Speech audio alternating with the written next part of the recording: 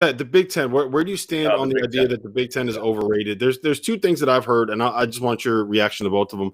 One of them is that I think you made this point yesterday. They played a 20-game conference slate, and that is something that could really like wear on teams, especially with how they kind of pack games in to the end of the season to make up for stuff. And then you combine that with the fact that they played the Big Ten tournament, and all of these teams have now been in Indy for what, 2 weeks now.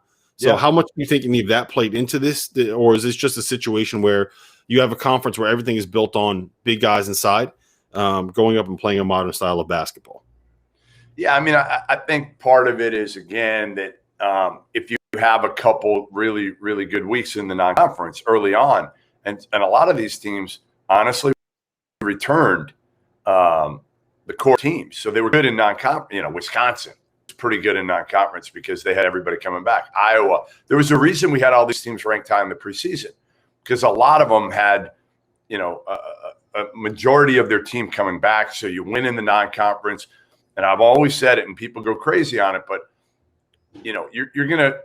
your bids are determined by what you do generally in non-conference. And the Big Ten did well, and we weren't surprised about it. And then they beat the hell out of each other, and it was fun.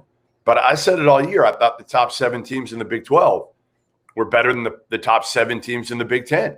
And I think you agreed with me when we were talking about that throughout the year. I wasn't saying like there were a bunch of Big 12 teams that could win the whole thing. I thought Baylor was probably their only shot. But the Big Ten, you and I thought about it, and we're like, all right, who has a chance to win it all in the Big Ten?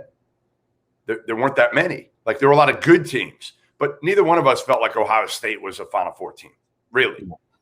Felt like they would need some help. Iowa, are they a Final Four team? I don't think so. They're going to need some help.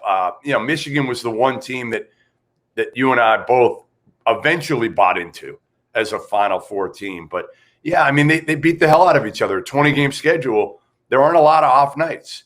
Penn State wasn't bad. Northwestern, they weren't good, but they had a little stretch there.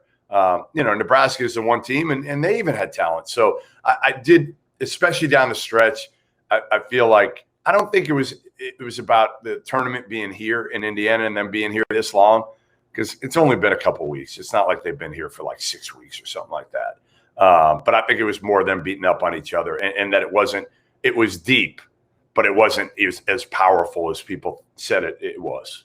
Yeah, the problem ended up being that outside of like the top 3, which was Michigan, Illinois, and Iowa, and maybe you can make the argument that Ohio State belongs in there too, is that a lot of those teams just ended up being looking really good because they played a lot of games against Big Ten foes, and they won a lot of games against Big Ten foes because somebody's going to have to beat teams in the Big Ten, Right.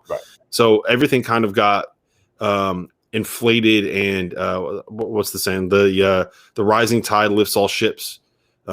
Kind of a thing happened with some of the seeding. So I think that some of the bottom teams ended up getting overrated. Like, look, I think Wisconsin is not quite as good as what people thought they were going to be.